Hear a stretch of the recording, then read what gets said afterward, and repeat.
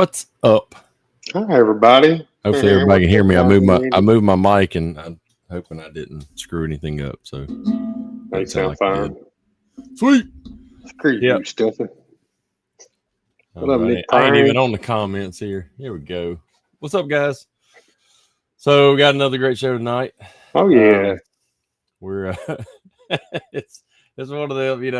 We're excited about doing the shows, and then some afternoons we're still busy or we're tired, and then we got to catch our second wind here, and because we got a great guest tonight, and these guys literally watched me and my R&I guy taking a hatch off before we went live and everything. It's one of those days, but we're getting first time I've seen Andy do R&I. I didn't do R&I. Really didn't do it. You just helped lift it off. Yeah, I carried a hatch. I'm good at that. Hatches and hoods, I got you. The rest of it, no, y'all don't want me tearing that shit up. What's up, Sean? What up, Sean? Oh man, but yeah, great guest tonight. Let's go ahead and we'll pull them on. But we got Mike Giroux in the house. What's going on, gentlemen? Bro? I like that doing, brother. You got on. Yeah, no, PDR apparel. Got to represent. That's awesome. I love it. I love it. That's like last year at MTE. We I think you got one of the red fitted DBAP hats for your kid. I did. And then I went to Disney after. Yeah, Saturday night, like we were doing the hopping, over Disney, and we were going to eat at one of the places. Anyway, we were not bar. Well, we kind of were bar hopping, but it was the resort hopping. But we ran into y'all, and he had the hat on. Yeah, I loved it, man. Yeah, I ran into you guys at Ohana. I think you guys were monorail bar hopping because we were staying that's on what Disney. We were doing. Yeah. We were staying on Disney property. So yeah, it was great. We may do it again this year. I don't know. Sean saying what's up, Mike. Stephen saying what's up. What's up, saying it's your boy from Day Uno. Oh yeah, no, we trained together at the Wiz. So yeah, I remember doing those hand weights with him and taking a boy from Texas to the Anheuser-Busch tour factories in the middle of October, $5 beers. You can't beat it. Nice. Yeah. Nah. Where was that? In St. Louis? Yeah, St. Louis. That's what we do every weekend. It was tours. $5. You go out to get drunk, get a free beer, and then just drink there. Yeah. Yeah. We stay downtown. They had Mardi Gras while we were there and something else. We go get a hotel room and party it up like rock stars. They had Mardi Gras in St. Louis. Yeah, it's probably, I think they said it's like the second or third biggest one in the country. That thing was crazy. Mm. Yeah. I mean, I don't remember many details from it. We're still the home of Mardi Gras, so whatever. They do strip tram. He said, kind of like tool companies. Somebody's the original. Somebody has to copy it. But anyway. See, what up, Nick? What up, ET? What up, Mark Hunter? I went to St. Louis, I think that summer between sophomore and junior year in high school, and just visiting. And of course, my dad's a huge Budweiser guy. That's all he drinks. So we of course had to go visit that. That's back when the that's what I was trying to find for the 90s. I wanted to find the Frogs, the Budweiser, shirt, one of the original shirts. But anyway, so let's get into your PDR background. Just kind of tell us how you got into it, what you were doing before, and then what drove you into doing the PDR. Yeah, so I joined the military early in my life, kind of got out in like 2015, and my buddy worked for Dent Wizard as a wheel guy, and he was like, hey man, there's this job. It's hard, like as much as you want to work, the more you can make. So for me in the military, my income was like $26,000, like taxable. And I was like, well, anything's better than this. At the time, I was a traveling carny with my wife's cousin.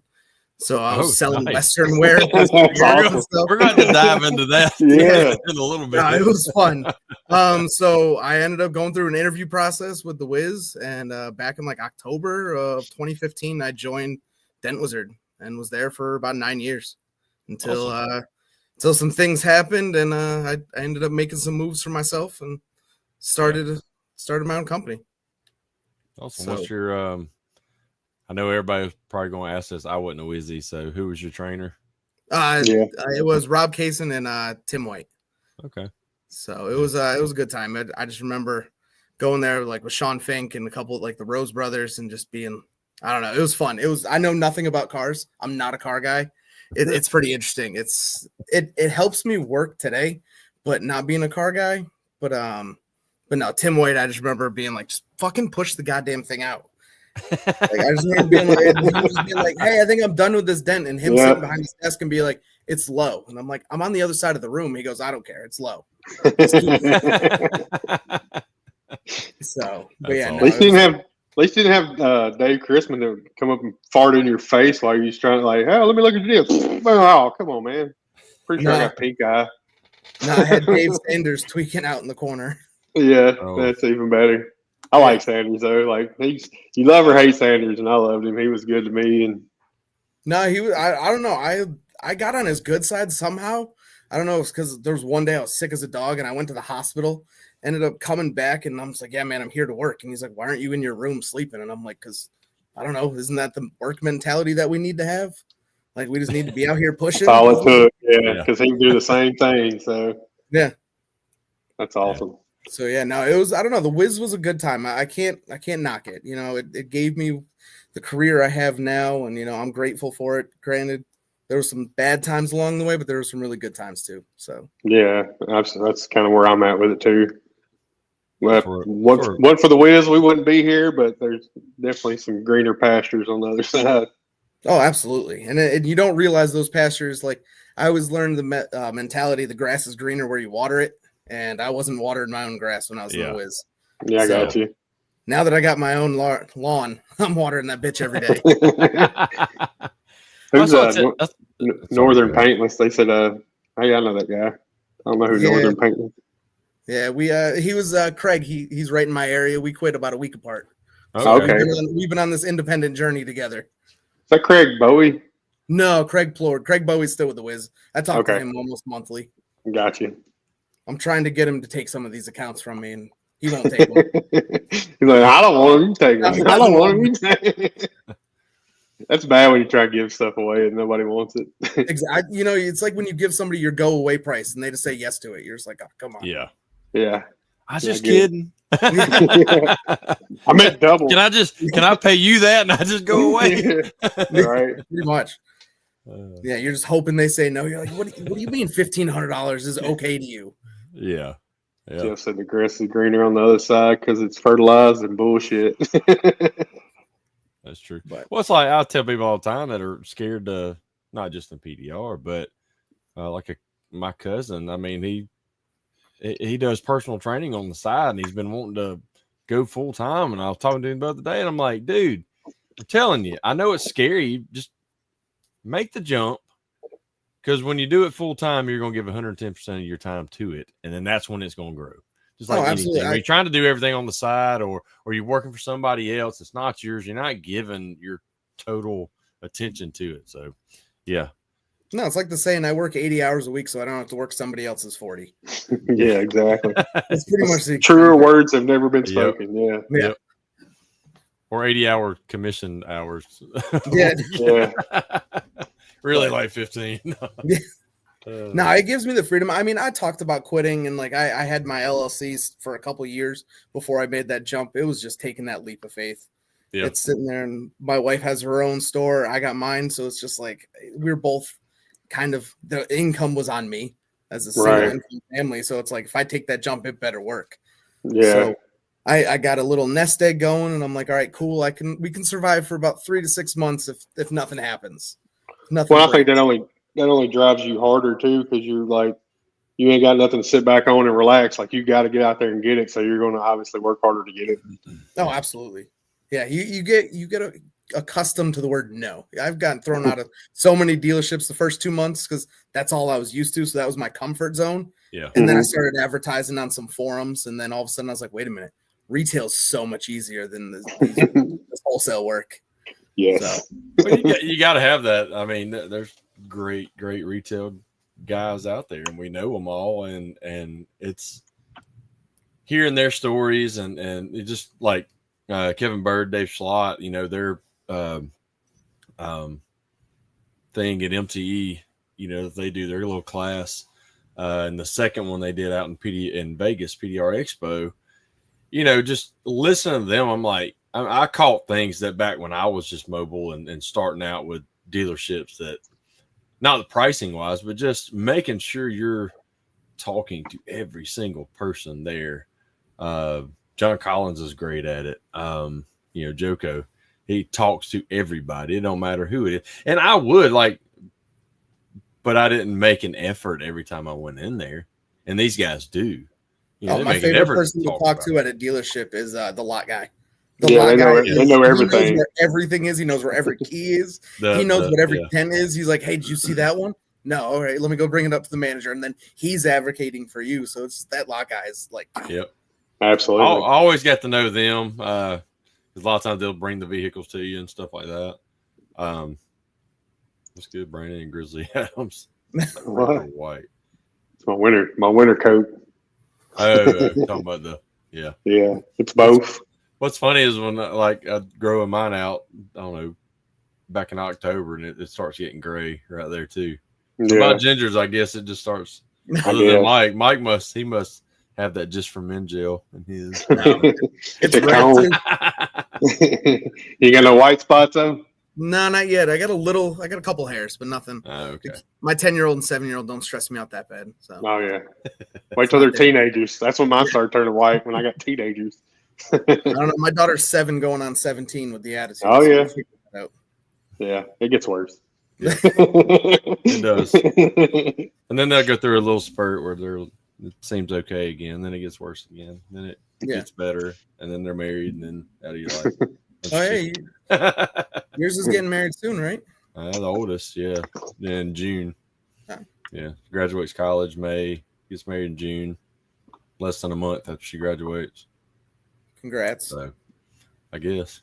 No, I'm excited for them. I just, I'm not going to get all into it because I've done that several times, but we don't want Brandon crying on the show. No, it ain't that. I just neither one of them have a job yet and have no place to live or anything like that. But yet they're going to get married less than a month after they graduate college. Perfect. Let's go. Hey. I mean, my father-in-law said to me as he handed off my now wife to me at the altar, he goes, "No take backs." Yeah. Yours now. Yep. Yeah, so. I bring donuts. Yeah, bring donuts to the lot crew at one of his auctions. They help huge all the time. Yeah, I mean, anybody on that lot can help you. And sometimes that's what I was saying. I think last week or the week before, Dent Wizard Management used to come in and give the GM a bottle of whiskey. It's like, what about the people that actually made our money for us? Like the GM's up there doing his thing, but he's not the one that signed our checks. Basically, somebody else was doing all that work for us. Well, Josh had a good. He said he had a dealership that the lot guys handled all the recon approvals. That would have been phenomenal. That's how it should be. Yeah.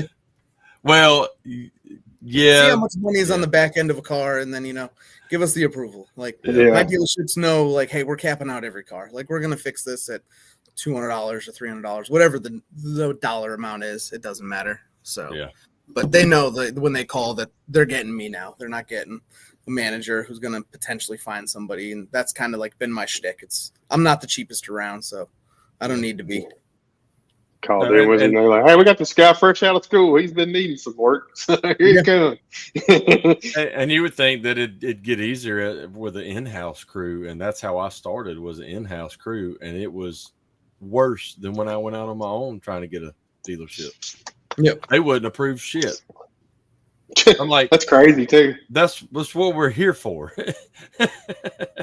cheaper than what a PDR guy would have come in and done it for. That's what they said me, right? Like I don't need. Like, no, we're commissioned. So okay.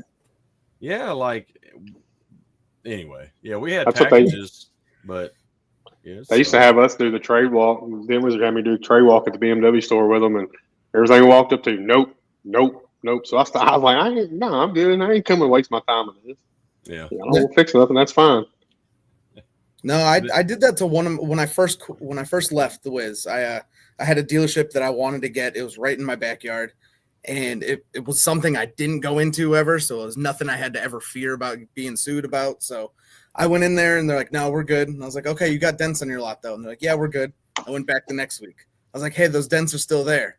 They're like, "Yeah, no, it took me about a month and a half of every single Tuesday just showing up." And then all of a sudden he's like, "You're persistent." And I'm like, "Yeah, I'll be here every Tuesday too." Yeah, I'm hungry.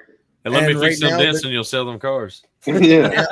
Now I walk in and he's just like, how many are out there? He doesn't ask what the stock is. He just says, go ahead, go for it. And I'm like, all right.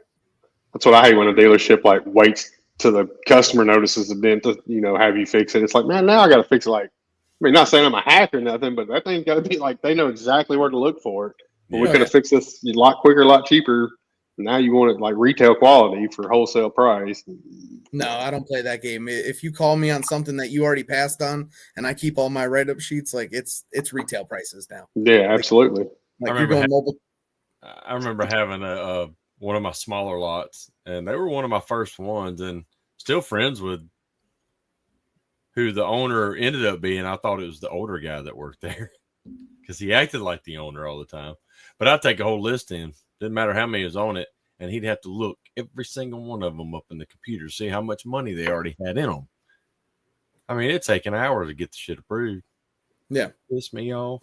Yeah. No, I find there's one dealership I have right now that they do the pick and choose. They're like, hey, do the left side, not the right side.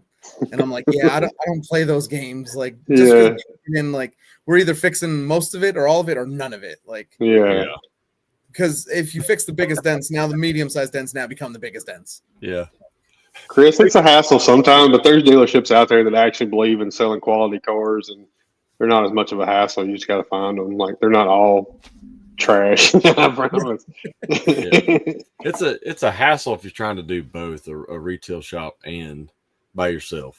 Now, if you have somebody that's strictly working for you that's doing that, then no. But or if you're just doing wholesale. I mean, it just takes time to get your foot in the door and establish the trust that's there. Mm-hmm. But other than that, like I'm not going to do both now.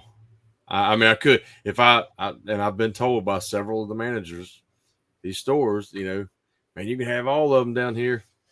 I'm like, I understand, but I don't want to do that. No, Sounds like a CarMax doesn't only fix half the crease. That sounds about right. No, we can't see that other half 5 foot away. Just fix the driver's side. That's all they look at anyway. It'll be back here next month. Yeah, I got photos of a car tab being glued on a car driving down the road with a CarMax plate on it. Like the in-house PDR guy just left it right on the sale panel. And I was like, "What are we doing here?" Nice. I love it. What if you have hair? Oh, he's talking to Chris. Yeah, if you got hair work, don't worry about wholesale. You're good. No, we got New England hail, but we didn't have any of those storms today or this year. So how often do y'all get it up there? We're good for about 1 to 2 medium storms. Nothing that you guys see down out there. Like that scares me with what you guys fix and call gravy. I'm like, yeah, I'll stick to acorn dents. I'll stick to dimes and nickels all day. It's like anything else. You get used to it. Yeah. My first hailstorm, once I left the Wiz, I had Jaeger help me on it, and it was deep shot. So I kind of hit the ground running with some bad damage, and everything else has been easy. Except for the couple cars I've had this year, like there's not a flat spot on them. I've had roofs that taken 2 or 3 days. Yeah, no, I'm good with that. A day project car is still too much for me, but hey, I'll take acorn dents all day. Yeah. I don't know. I fixed let's say like my second year in business. It was a Porsche. The woman had a Porsche and she had a Chevy Silverado, and she drove the Chevy Silverado all the time. So she parked it in the garage and the Porsche outside. And the acorn, the trees, the oak trees they were falling from were probably 60, 70, 80 feet tall. So by the time they hit the car, it left the indention of the point. And these acorns were probably up to quarter size. And this is all aluminum too. And the boyfriend was a manager at one of the big car washes that I grew up, it was like the biggest one when we grew up. So I used one of their bays in there, one of their little detail bays, and took 2 days to fix that crap, man. It was horrible. I got a hickory nut damaged car coming in. I can't wait for that. Oh God, I just did one at a body shop. They have 3 hickory nuts or black walnut trees, and these things are like massive. Yeah. Oh yeah. And I was like, God, like every year they're like, we usually park the cars away from them once they start falling. And I was like, how do you know when they start falling? And they're like, when we call you for the first one. I was like, why don't you just take the tree away? That's hilarious. Well, we have to spend several $1,000s on the first one. Yeah, the first one was great. I was like, all right, cool. I have this body heater. And I was like, I don't want to use it. I know it's going to be a bad day when I got to pull it out. Yeah. Like, but you're lucky I got it. So. Right. Pays off. Sucks to use, but it pays off. No, it's a $500 minimum just for me to pull it out of my truck. I get it. Time here with my shrinky box is like, that's last resort. Like, if I'm pulling it out, it's a bad day. No, absolutely. So I've tried to get to where I'm not using them as much. Like, I'm trying to figure it out, like really figure out how to fix that stretched dent back without having to pull that out.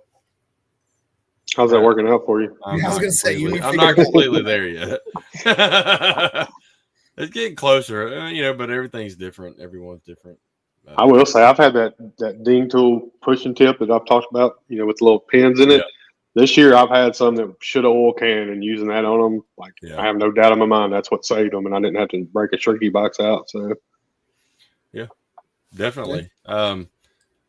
We were playing with one on the training I was doing Monday, and we pulled the bulk out, and then there's this one soft or two soft lows, and one of them, cold glue pulling it up, the other just will not, and you can reach underneath, and it was on a ram door, and it's just flopping, but it wasn't stretched because the freaking glue was holding it on the brace down there. I kept telling them, like, well, my shop, I'm cutting that glue and then I'll re-glue it back, and they would too, but I'm like, that's the only reason it's flopping. We can force it up, but learning how to even taking glue tabs, like the smaller glue tabs, tiny like Kiko ones, and making small little pulls around there, so you're keeping that pressure up. There's tricks to it. Just hadn't mastered it yet. But I'm trying. When I have time to just try and do it, like the hailstorm in North Carolina, they had some stretched ones on that, and I never used the hot box. It was just finally got it to where it tightened up. Yeah. So. No, it's like I said, it's just a bad day when you got to pull it out. But I did a bunch of like antenna dents that you see on the Hyundais that happen. I got one. Just rebuilding that whole backside because it's all just flopping. You're just like, all right, well, let's make it happen. Let's bring it back down and re-stretch it. Otherwise, you're cutting and putting a new roof on. Right. That's when a good dolly work comes in. I haven't mastered that. Yep. I haven't mastered the dolly. I'm fake it till you make it. That's been my motto for a while, and so far I'm going on 2 years of my own. So yeah, you got it. Yeah, you did great. Speaking of, you worked with the Wiz for 9 years, and you opened your own, which is State Line Dent Repair. Where's it out of again? We're out of Broadbrook, Connecticut. So right by the near Hartford. Yeah. So, and then you'll be out of the Wiz 2 years. You said what? April? Yeah, April is like the safe date where I know that's kind of like I took a month off to help my wife with her job, so I took a little bit of time. But like April was the first time I started State Line, so for me that brings me out of my contract where I feel a little safer going into places that I hopefully never will have to. yeah, that's the plan. You look at places when you're done, like, nah, I'm good. Keep rolling. Yeah. No, I'm looking at buildings now, but the damage I see everybody with shops fixing right now, it's a little daunting. Where I'm like, hey, I'll door ding it and go with it. You don't have to do the big stuff. I mean, it's just one of the things. As soon as you start doing it, then that's all you get. So if you don't start doing it, I learned that you're just gonna get all the regular stuff that you normally do. I learned that the hard way with the first 6 months of starting my own business, because big dents translate really well on Facebook ads. They're like, oh, look at this. All I did was fenders for like 6 months solid. And it's just like, hey, I hit a deer. What can you help me with? And it's just, I still get those phone calls. Hey, I hit a guardrail. Can you help me? No. I ain't worried about the paint. I wish I could show you the picture I got yesterday on the estimate request. Like rear door and the quarter, and I'm like, no thanks. Yeah, there's only so many cars I can refer to Dave White before he says lose my number. They'll just get Stephen in there and be like, hey, I'm tired of this, Grandpa. That's too damn bad. I was talking with Stephen. He had messaged me the other day about it, but I used to not do this, but I do a lot of improvement jobs. In the past 2 years, I've done more than I ever have before. Because, I'm going to give them a full estimate, and then they're like, well, it ain't got to look perfect, Then I'll talk them down, to it. Or there's jobs that's got significant paint damage, and I'll tell them straight up, like, I'm going to talk you out of this before you talk me into it. Yeah. Eventually they'll talk me into it, but you're not going to get perfection on this. This is we just want it to look better. And okay, as long as we have that understanding, Chase and Lily are saying hi, Dad. Oh yeah, no, they're staying upstairs. We're keeping them upstairs away. They're watching though. Oh yeah. We'll keep it PG. Nah, we're usually pretty good with that. So. I'm more PG-13. I still have friends that are in the military that do like EOD work, and so it's they hear everything. So what branch was you in? I was in the Army. Okay. So yeah. How long? I was in for 4 years till I got hurt and then medically retired. What happened? I got hurt. No, I got hurt in a training accident. I got forcefully removed out of the back of a truck, and I took a boot to the chest and hurt my back. So they wanted to fuse my L4 and L5, and I was like, I'm 20 something years old. I am good with this. Yeah. So thanks for serving, and thank you. Yeah, definitely thank you for serving. Yeah, no. So I'm intrigued. Like, forced out the bat. Like, what did you piss them off and they kicked you? And he didn't steal a Humvee. Then I just wasn't moving fast enough. So okay. I like Mr. PG over here. So the same stuff we do with our kids. You ain't moving fast enough, you kick them in the butt. Yeah, pretty much. So it was. I was at Fort Hood. It was I don't know. That was my first experience with a hailstorm, so that was pretty interesting. But that's kind of where I learned what PDR was, but not thinking anything about this career. Right. Until I saw the afters of what some of these gypsies did that pop up and stay there for 2 years after a storm's gone, with those free deductibles and free TVs that they're offering. So, yeah. But no, I give it all away. Yeah. So, but no, Fort Hood was for a little bit. I was at Fort Gordon in Georgia, and then Fort Benning as well. So gotcha. And then I got medically retired out, didn't have a job, and found a carny life was what So I'm in. Brandon just wants to know if you had played with any midgets. That's what yeah. As long as it wasn't clowns, we're good. No, he's got a weird thing, dude. No, I just like midgets. I mean, God, y'all turn it into something totally different. Is what y'all do. I just like little people. I think you get excited, dude. They're awesome. No, I was like our fair that we have here and stuff like that. The fairs that go around, they have carnies. The people that work there and stuff. Yep. So here in Kearney, is like I was on the board of directors for the fair here for years back in the early 2000s. And so at night, like we take golf cart down what we called Kearney Rows, where they all stayed in their trailers and stuff like that. And you can see some sights. Oh my God, yeah. So we have a couple big fairs up here, and I'll tell you, I'll never go on any of those rides. No, I'm good. I don't. Yeah. I say they put them rides up way too fast, and I've seen the talent that puts them up. I'm okay. Yeah, when they take them down, there's parts missing. So trust me, I've seen it all, but I won't. There's like certain ones I'll still ride. I won't do a lot of the crazy stuff. The ones that spin and do all over. Nope, I ain't. Mom said she likes little people too. Yeah. See, ain't nothing wrong with liking a little person. You get way too excited, bro. I just do that because y'all midget. I've seen it in action. So next year the DAP party is going to be midget wrestling. That's what you're going to have at MTE.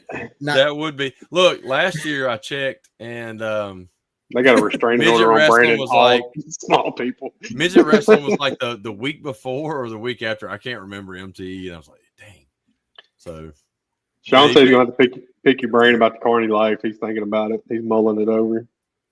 It was Western wear, so it's not like rides or anything. But like my wife's cousin, he sells cowboy hats, cowboy boots, belts, and we just kind of traveled. Yeah. So it was pretty interesting. Like I remember going up to a couple like in Foxborough up at Gillette Stadium for like a Kenny Chesney concert and setting up a tent outside. And they're out of Scottsdale, but they travel like to Country Thunder and Milwaukee and like do some bigger events and stuff like that. I love so many people in the comments like they're on the little people train. In a way I never thought this podcast would go tonight. Look, I hate clowns. I love midgets, and I've told all of them the only picture I have with a clown is a midget clown when my kids were little, and I have my son on my knee, like I'm squatted down, have my son on my knee between me and the midget clown. But I wanted a picture with that midget clown. God bless. So yeah. Anyway, that's insane. Yeah. And it's not scary clowns. It's just any clowns? No, it's like circus clowns. They just won't go to McDonald's. They're just like pedophiles. I didn't like Ronald McDonald for a long time either. Like it and all that, like scary stuff. That's fine. It's just a normal circus type clown. Nope. Nope. You got something wrong with you. But, oh God. This is not where I planned on this going tonight. It is what it is. Now, when you said carny, I was thinking maybe y'all traveled with a carnival or something like that. No, I did a few fairs around here. Like we have one called the Eastern States Exposition. It's a 17-day fair, and it was just, I don't know, it just turned into a drinking fest for me. Yeah. It was just, they didn't check my bags, and I'm bringing in bottles of Jack Daniels and just selling cowboy hats and cowboy belts. That's the extent of it. So, hey! Yeah, pretty much. Woohoo! It was pretty. That was how I met my old manager for Dent Wizard. Was he drunkenly stumbled into the booth going, "Who's Mike Giroux?" And I'm like, "I don't know what you're talking about. Who are you?" And he's like, "I'm doing an interview tomorrow." And I was just like, "Oh, I got this job in the bag." Yeah, there's no way. That's crazy. Yeah. That's awesome. Though. You got some stories. Yeah. I did a lot of. I didn't do carny stuff. I did a lot of security for concert events and all that. So I'd always see their tents and all that selling the merch, and sometimes we'd have to help them, unload. And we helped them unload, and they'd finally throw us a shirt or two, maybe. Yeah. Like, give me something. Heck, No, the best ones are the drunk bum fights that we call them at the end of the night, where they're just 3-4 in the morning and they're still drinking after a night, and you just start hearing them fight, and you're just like, dude, I'm trying to go to bed. Yeah, we just worked a 17-hour day. Like, I don't want to be here anymore. Right. Like, I was a subscriber to that channel, bum fights. I think everybody was growing up. It was awesome. Now they just fly the drones over them and watch them throw their torn up shoe at them and stuff. Yeah. That's even better. All the homeless and stuff. Yeah. How they do it. Yeah. Yeah. So I think it's pretty wild that you was in the Army. You and Dwayne were both in the Army, and then y'all both ended up in PDR. So Dwayne is my brother-in-law by. Oh, wow. So that's actually pretty interesting. So my wife's adopted. Complete, and we found out that Dwayne is her biological brother on her father's side, and we met at MTE for the first time, and I was still with Wiz, and so they had a family reunion at MTE, and I found out he was in the Army. He did PDR, so it was a pretty wild story that he's technically my brother-in-law. Yeah, small world.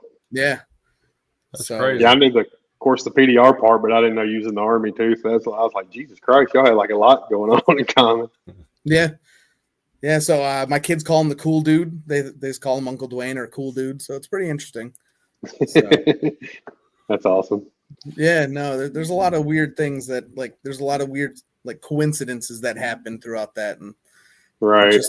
And hey, it was just somebody else going through the same struggle I did. So it was like we connected on it. Like he's like, yeah, I was a door kicker. And I was like, dude, that's interesting. I was just commo. I was just satellite communications. So I didn't do anything special. And then I got kicked. Yeah, then I got kicked. Then you got kicked. I was on the other side of the door. Yeah. I know. Yeah. So how long have y'all so we know you're married, your wife Erica. You got 2 kids, boy and a girl, right? Boy and a girl, yep. Boy and a girl. How long have y'all been married? We met in 2008 and got married in 2011. Okay. Nice. I think. Yeah, 11. My wife will chime in and let me know. Yeah. Well, that's usually she watches. It's usually a test that we do. So she's got a shop, you said. What kind of shop? Yeah, so so I started a company when I was with the Wiz called Giroux Woodworking, where I kind of did like some woodworking, a little like made some American flags, and she did kind of like jewelry. Hers was like the Playful Peacock. So we ended up doing a bunch of craft shows together, and then it kind of morphed into Giroux Woodworking Artisan Boutique. Okay. And then so she owns like an artisan boutique and like craft studio. So she teaches like kids classes, adults classes. We have like CO2 lasers, 3D printers. I just sold my CNC machine. So yeah, we've always been hustlers, but yeah, she owns her own store and I take zero credit for it other than moral support. What's going on, James? What kind of American flags? How did you make them out of wood? So initially I started with the slats and hand carving every union. And then I ended up after carving a union for like 2 hours with a Dremel by hand. People aren't going to pay what I need to make for this. Yeah. It's just not fair. Like, and I'm not spray painting it on. And then, so I finally like convinced my wife to let me spend like $3,000 on a CNC machine. Nice. And I was just like, we're going to do this out of one solid piece of wood and we're going to carve it. And it took off. It was just something that I'd work till 2 a.m. on and just with a CNC machine in my basement. Yeah. So James said you made him a custom hammer. Yeah, no, he wanted his logo and stuff engraved on a hammer. So we have the lasers and stuff to do that. So we have a huge 80-watt CO2 laser that, I don't know, size of like, I think it's like 5 feet by like 4 feet. It's good. Yeah, it's huge. I may have to send you some stuff then. Yeah, no, it's been fun. We do a lot of custom He orders. needs more to do. He's like, I don't hook you right up, buddy. No, I actually just sold my CNC machine. I got rid of it. I was like, I hadn't touched it in a year because now I'm working too hard for myself. So right. So I wish it was just one of those it was one of those. I was unhappy with my job, so I found something else to do. I don't know. I've always been a hustler. Like even when I was in the military, I owned a beef jerky company. So really? Okay. Yeah. Nice. Did you sell it or just quit doing it? No, we the Texas food laws were a lot different back then than they were here. Okay. So I remember going out to the field and making jerky, and all the guys stole it from me, and I was like, "Dude, fuck you guys! I'm gonna make it, and I'm gonna charge you guys for it." So I started United States of Jerky, and then I was just that's awesome. Yeah. Yeah. So and then we moved back home, and it was the food laws were a little differently, so I had to go through like the FDA and all that stuff and get it regulated. I didn't fall into the cottage food laws anymore, so we had to nix that company. It's like, man, it's just jerky. Like, don't. It's just dehydrated meat. Come on, meat. Yeah, it's good. Speaking of, I want to kill me a little one this Saturday and create some jerky. We got opening day of gun season Saturday, so. Man, he said start a sandwich shop. Dude, we got a guy we know here that he just opened up a sandwich shop because he likes making sandwiches like for family and friends. Everybody wants it. So he just opens up a couple days a week from like 11 to 2. Yeah. Cooks them. I do, and they're the bomb. I mean, it's something different every week. And Yeah, that's all it is. That sandwich, soup, or whatever, like loaded baked potato, potato salad or whatever too. It's just that for the week, for those few days. And that's it. Yeah, I do love me some Jew jerky. Yeah, one of the guys at a dealership, he quit being a salesman because he would go on Saturdays and open a smoker on like the side of the road, and he would just literally just sell barbecue. And it got to the point he'd sell out in 2 hours. So then he'd be there Sunday, and then he'd be there Monday, and he's like, "Why am I working selling cars when I could just do barbecue all day on the side of the road?" Yeah, and he's been loving it. So he actually, I think, just bought a building too. So I'm one of the I go to his lunch, and I'm just like, "Hey, man." And it's just one of those connections that you made at the car dealership. Yeah. Well, it's like the old saying, when you're doing what you love, it's not a job. So he found what he loved to do, and I used to think that about PDR, and I'm second guessing myself after this year. I'm getting to where I love doing the training, man. I'm enjoying that. Yeah, I like teaching people. I love what I do. I think I'm just hitting the burnout phase this year and just need a little woo-saw for a minute. Still enjoy it. It's just so much going on when you got hailstorms and everything. Blessed to have it. Like, not complaining any means. It's just it can be quite exhausting. Yeah. No, I don't think I've had one day of work where I'm like, I don't want to go to work today. I don't think since I started my own company I've had one of those days yet, because I enjoy it. I'm like, I'm out of the house. Just hey, this is me. How about those cold winters up there? Yeah, they suck. Don't get me wrong. I told my wife, I'm like, we're in 6 months of bitching about being the cold. I'm like, I'm going to be cold for the next 6 months. Just deal with it. Let me complain. I'm going to tell you all these stores I want to buy. I'm like, I'm looking at all these shops. I'm like, I'm going to tell you that I'm going to get the financing. Just let me have it, because in June, I'll be fine. Yeah. That's what I hated, working on the car lots in the winter. That made me miserable. Like, couldn't stand it. I just bought heated socks yesterday at Costco, so I can't really. I had a DeWalt heated coat, the long I got that. Oh, yeah, you got to have all of it. You're going to get it done. Make sure you got plenty of propane for your torch, keep the panels hot, and hate life and roll on. Yeah, no, I got some Scrooge McDuck vault. It ain't all that, homie. No, I've gotten to the point where I'm going to customers and be like, "Hey, can I use your outlet just so I could get the heat gun in?" Yeah, I'm not playing these games of cracking paint. Like, there's only so many times you can tell a customer, be like, "Hey, there was a hairline crack at that bottom of the dent. I don't know where it came from." Like, I got some clear for it. Like, sorry, it was already there. It just opened up when we pushed it. I pushed it. When you push it out, it just expands. Yeah.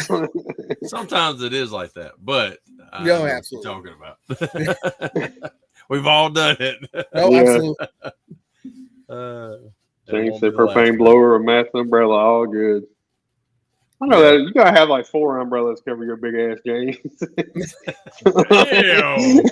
Damn. Shots fired. I love James, I really do, but he catches it when we see each other. But no, the cold, you get used to the cold. You really do get used to the cold out there. I mean, there was last year I was working a dent on a lower body line. I remember it as clear as day. I had my little Mr. Buddy heater, just propane heater heating me, and I'm glue pulling this panel. I'm just staring at this guy's house, and he came running out. He's like, "Is everything okay?" And I'm just like, I'm just contemplating where I went wrong in life right now. 14 degrees outside of the wind chill and -3, and I'm in your driveway. Yeah, ouch.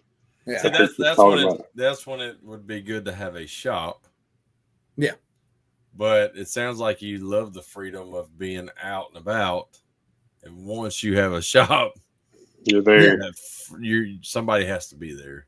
Like with me, I've got to be here. And if I go like do trainings for Kiko and stuff like that, I have to shut down. Yeah. So nobody's here. But it works out. Yeah, no, freedom for me it's like Veterans Day. I was able to go to my kid's school. I just didn't schedule anything that day where it was just, it's freedom for me. So it's it all depends on your shop, how you run it. Like, I don't have employees, but if there's something, my wife already has it planned out. We're shutting down. We're putting a note on the door. We do most estimates through our website anyways, They can still call and get the voicemail to go to that. So, I mean, you're still doing estimates and all that when you're not there. But you always, it's like when you leave is when people just start wanting to show up at the shop. You know, that's what happens. That's what happens here when Dan takes lunch. It's guaranteed the phone's going to start blowing up, and everybody's walking in. I'm like, I hate this part of the job. Like that's why I hired somebody for that. Yeah, that's what I've tried to like set myself up for long-term freedom. Like it hadn't been freedom the past couple of years, but eventually I'll have the freedom I want. I mean, I'll still leave early if there ain't nothing going on or whatnot, but very rare there ain't nothing going on. So yeah. So what stuff do y'all like to do as a family? Concerts a lot. I mean, I coach my son's little league team, so we do baseball. Pretty much just that allows me the freedom, like being my own company. Just I can go and be like, hey, we got a 5 o'clock practice. All right, I'm going to cut out at 4, pick him up, and we just get there for quarter of. But no, baseball, concerts, really a lot. Right now we're kind of going into the slow season, so we used to go camping a lot, but then me and my wife quit drinking, so it kind of lost its fun. So it does. We can pretend to be homeless in the woods somewhere else. Like we don't need to go and do this. Yeah. So I saw some photos or something not too long ago, like a Renaissance fair or something. Yeah, no, my wife is she loves dressing up for Renaissance fair, so I'm just you dressed up too, so yeah, no, I was a Viking. We grew the hair out. I still have the ponytail for it, so cool. Yeah, no, I can't do that. I wish I could grow the hair out. I'd become a Viking too. That's pretty awesome though. I don't even think we've had any down here. If we have, I hadn't. You know, we got one every year in Murfreesboro that like Natalie used to want to go to, so we go and eat the big turkey leg and all that good stuff. I like the birds. They had like the hawks that would fly between people like that far away and stuff. That was really cool. Yeah. But with my wife having a craft studio, like she makes everything. So it's not like a cosplayer, but she wanted to go as a pirate. So she made her own like pirate hat, like Viking pirate hat. She makes a bunch of stuff for all these cosplayers and stuff like that. Yeah. And she's big into like the witchcrafty type things. So probably she ain't got her booth there. No, we actually were talking about, depending on what happens with her store, going up there and setting up for a month or so, because it's every weekend for a few months. So it's just kind of. Yeah. People drop money at them things too. Oh, absolutely. That's the place right now where we haven't really seen like the economy really take a hit, is people have disposable incomes for that. Yeah. It's like Comic Cons and that. It's like disposable incomes. Yeah. Everything else is like, oh no, like, do I really want to spend that much money there? They're like, oh, $500 for like a fake sword. Yeah, absolutely. Yeah. I bought this coffee cup at ours, and when they were like, oh, cool, like it's on a little display, like handmade, all this and that. I bought it. They brought out a box. That thing came in a box, made in China. I was like, you gotta be shitting me. Jerks. Yeah, no, it's insane. I mean, but no, we got a couple. We go to like there's some baseball teams around here. We go there. We go to some minor league games. We got some AHL hockey that we got some tickets to. Nice. So, I'm excited. I'm excited. We're getting the minor league hockey back here. Okay. So once they finish the new Civic Center. Yeah. Can't wait. Yeah, we got the Colorado Rockies farm team right down the road. So okay. We try to go at least 5 times a year. So my kid loves it. He's done baseball clinics there with the players. Yeah. How old's your son? He's 10. 10. And your daughter's 7, right? You said? Yeah. Okay. Yep. Yeah. I miss those days with my son. It was so much fun. I mean, we'd even pack up and, like me and 2 of the other coaches, we were all good friends, and all 3 boys, and we'd go to Atlanta and go to the Braves. And I think one of the ones we went to ended up going like 19 innings. Like It was 1 or 2 in the morning before the game ended. Kids are they're out like a light. We're sitting there just still. I mean, it was crazy, but fun times, man. Yeah, no, I think next year, if he keeps showing the interest, I'll take him out to Fenway. I'll take him up there and see if he really wants to kind of last through a baseball game, because $15 tickets versus $150 tickets are a big difference. Yeah. Well, they have they're having. Sorry, I got a notification. Yeah, the Facebook. It looks like just my Facebook page is having issues. So okay. All right. Yeah, we're good.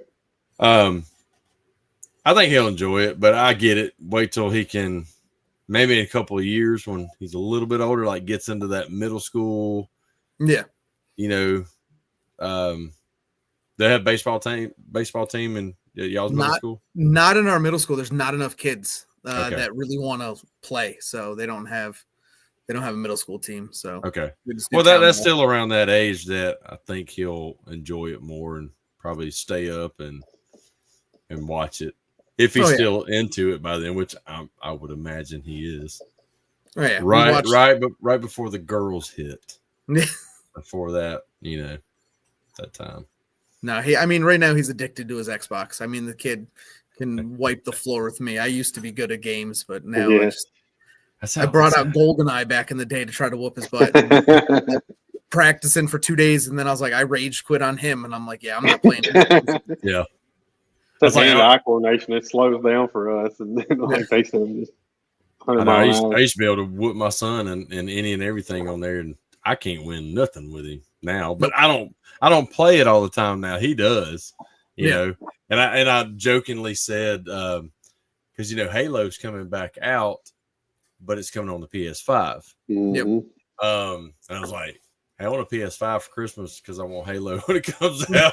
And then I told him like that weekend we were at the camp. I'm like, hey, I was just joking about that. I don't have time to just sit down and when you come home for summer or whatever like that, then we'll play it on yours. But I love my PlayStation time. I'm still a gamer. I play at night or in the morning. Like I'll get up. If I get up 4 o'clock in the morning, I ain't got nothing at the shop early to do. I'll turn the PlayStation on and just get my little me time while it's quiet. I can do that with AirPods and a movie. Right? Yeah. I'm audiobooks. That's my time. I like books. I have to read books. I can't do audiobooks because I can't pay attention. Because I'm obviously going to be doing something when I'm listening to it, and I can't just. When I'm working hell, that's all I do is audiobooks. Yeah. What kind of books you like, Mike? It's really like science fiction, like sci-fi, military drama, like kind of stuff like that.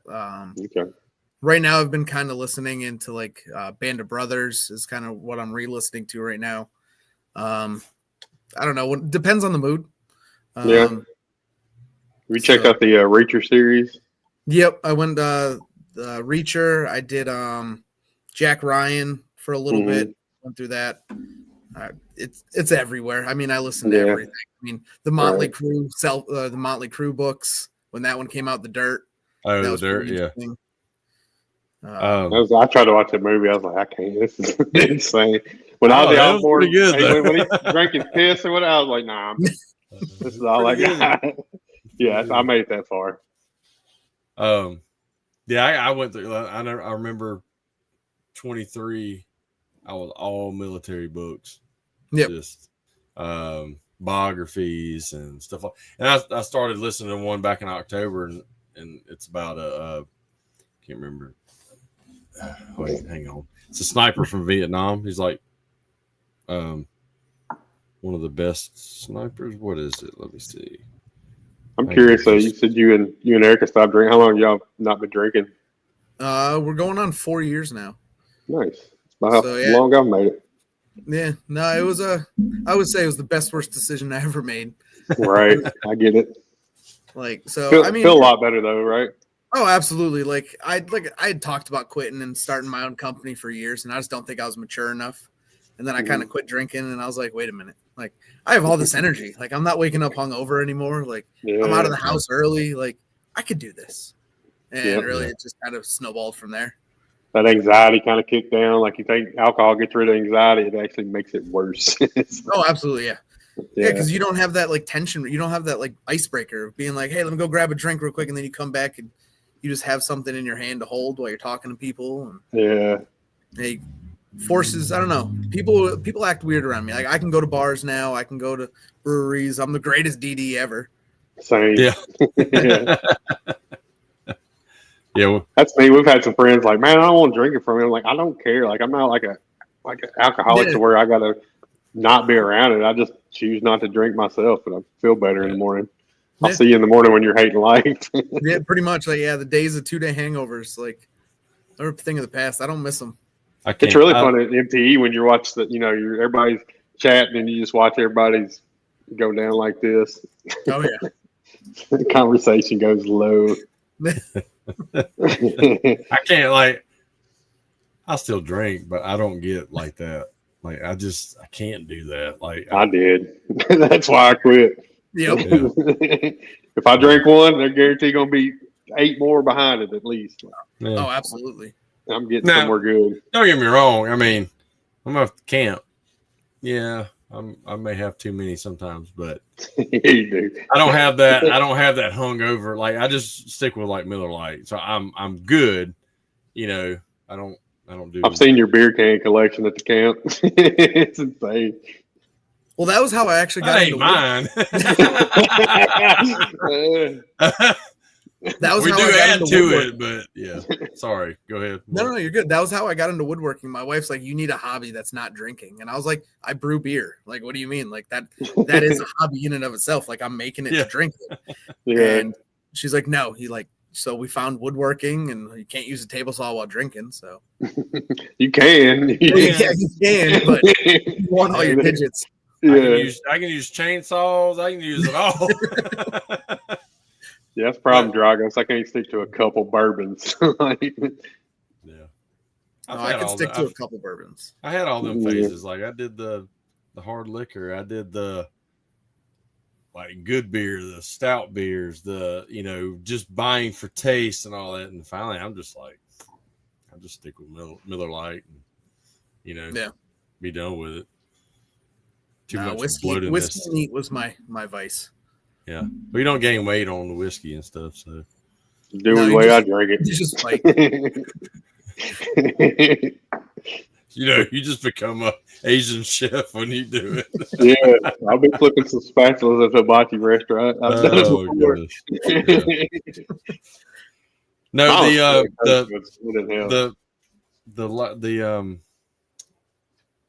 the book I was reading, it's the White Feather Sniper to Carlos Hathcock.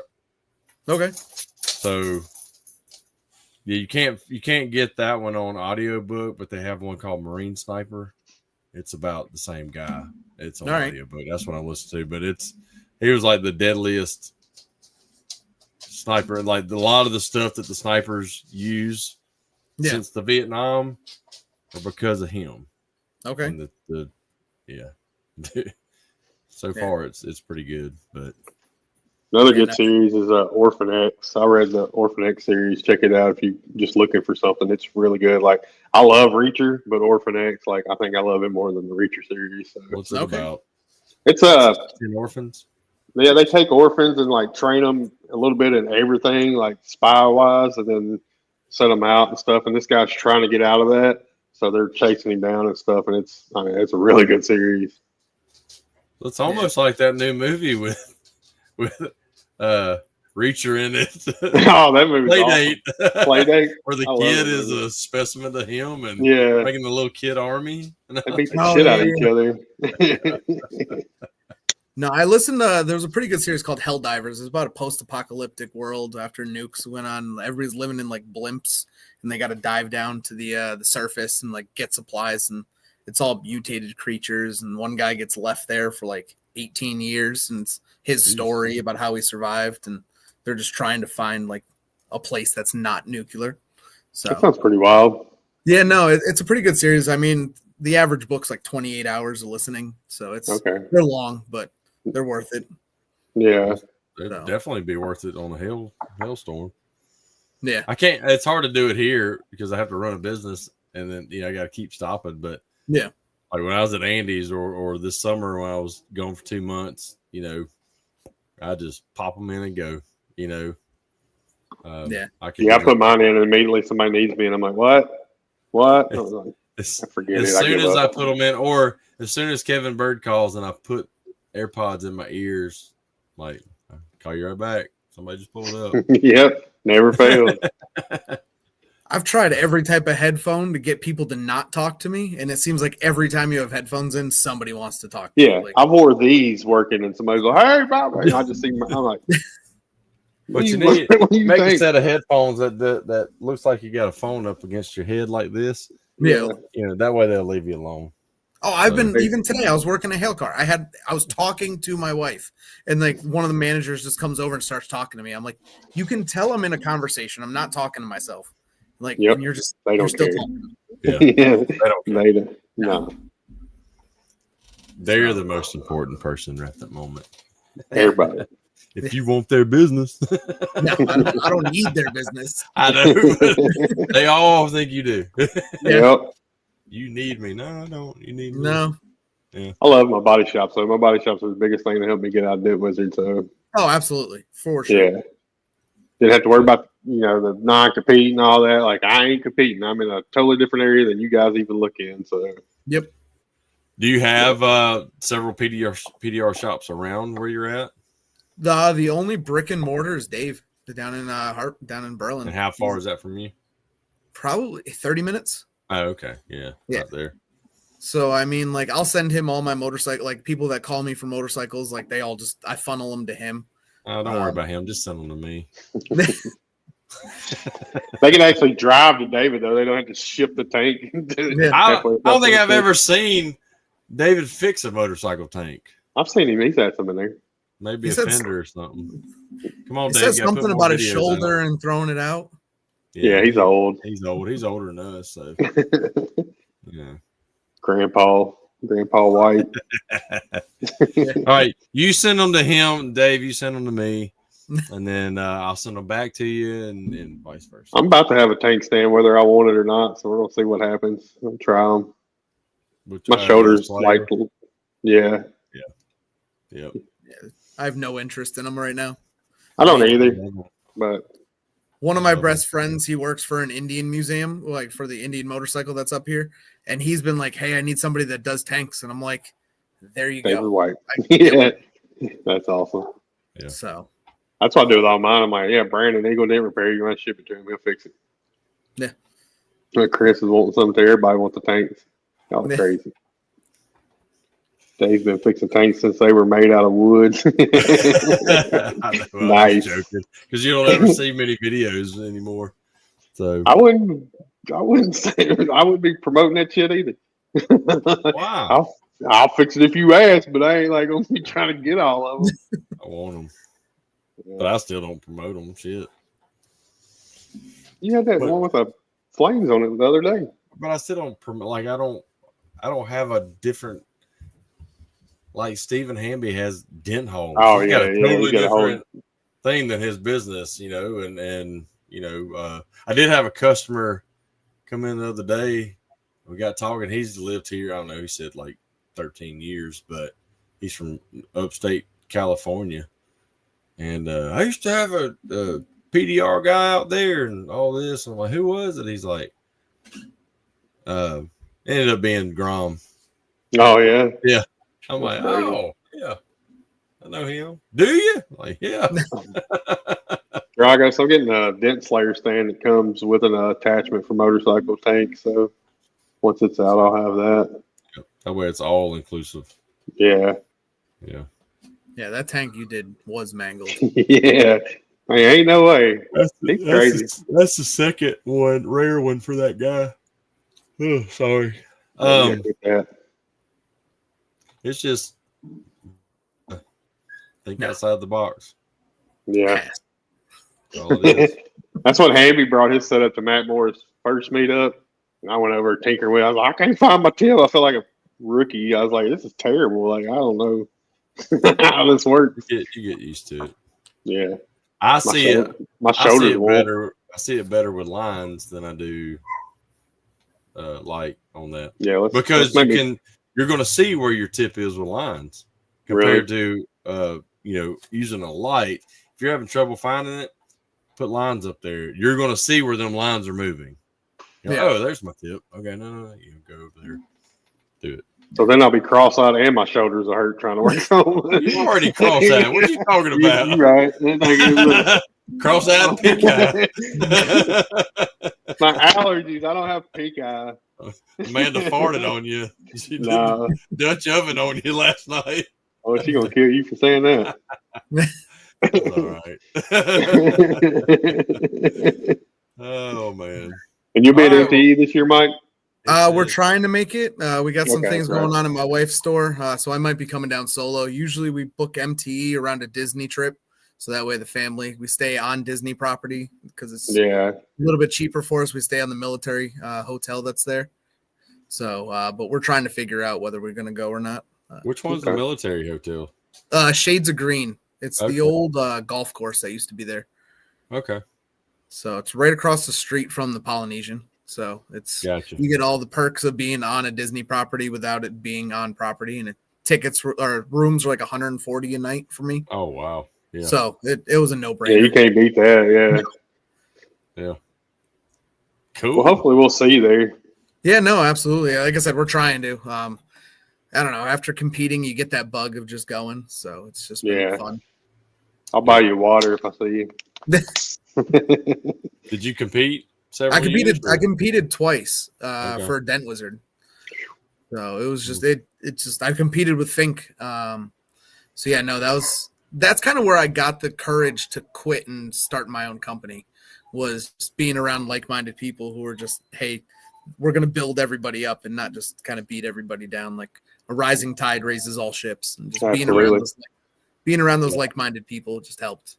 That's why Dent Wizard stop bringing new hires down there, because they'd have a mass exodus every time they did. Yeah. I don't even think the Wiz was there last year. That's what I'm saying. They quit going because the last time they came, I think a bunch of them dudes didn't make it very long afterwards. I think I was 2 months after I competed for Dent Wizard, and I gave my resignation. I believe almost everybody that was there with us all quit. Yeah, so I'm sure. Everybody that was on their summit team. So mass exodus. Yeah. Talking with Zan, whatever you want to call him, out in Vegas, we were talking about the Dent Olympic, the competitions. You don't get anything unless you win. Like everywhere, it's like Japan, Germany, Italy, all them places. They at least give you a certificate for doing the Olympic. You know what I mean? I mean, even that, it's not a participation trophy, but kind of is. But it's still pretty cool. At least have. So I mentioned that to Kevin. Hopefully, you get a little pin. I got a little competitor pin. Yeah, but have something that you can put in your shop or whatever that people can see that, hey, I compete in a high level. I tell a lot of customers that they're like, oh, like how long have you been doing it? And I tell them, and I'm like, oh, I'm also in this really niche thing. Like, it's like it's the Olympics, but I'm an Olympian. Yeah, they have no idea what I'm talking about, but it makes them feel better. It makes them trust me. Yeah, I was like, I tell them the same thing. Hey, I won a Golden Mike Award one year, but I don't have it. I got this one off Amazon. Yeah, he got just the mic. He got the base. We were talking about it earlier. Nick, my R&I guy, like he's kind of new to this. To PDR and stuff. He came from body shop. He's doing R&I around here. And I was like, yeah, I got a podcast tonight, so I'll be here late. He's like, you got a podcast? Sick. And I was like, yeah, we want to go to Mike. Oh, crap. Like, he was just blown away. All that. But so we got like 20, 30 people watching. It's pretty cool. Yeah. Hey. Doesn't matter if you're first or last. That's it. Last. Yep. Well, dude, we are an hour and 8 minutes, so that went by super quick. Yeah. Yeah. I appreciate you guys having me on. Absolutely, brother. Appreciate you coming on. Glad you came on, and thanks again for your service. And we hopefully we'll see you at MTE. If not, it's fine. But you won't get your DBAP stuff this year. And I got Dave White bringing it back. You'll have to buy you a shirt. Yeah. So, it's all he owes me for his toy drive, so why not? Right. Yeah. No, it's pretty cool. What size shirt are you? XL. Okay. All right. I don't know. Well, the winter, I'd go 2X. Put on that winter weight. Yeah, I get it. Oh man. No, winter weight is all year with me. So. I've been trying to maintain so hard. Like I got down to 200. I'm back to 209. I'm trying to get past that. I bought a new belt. Well, I found an old belt that used to fit. It fits now. And I'm like, I threw my fat belt away. So I'm like, I can't no more. Like I'm not buying another belt. Yeah. Yeah. I could have sold you a belt a few years ago. Probably made them, didn't you? Yeah. Yeah. Yep. That would have been. That's awesome. So you still got the CO2 laser engraver, right? Yeah. It's I was working it yesterday for my wife.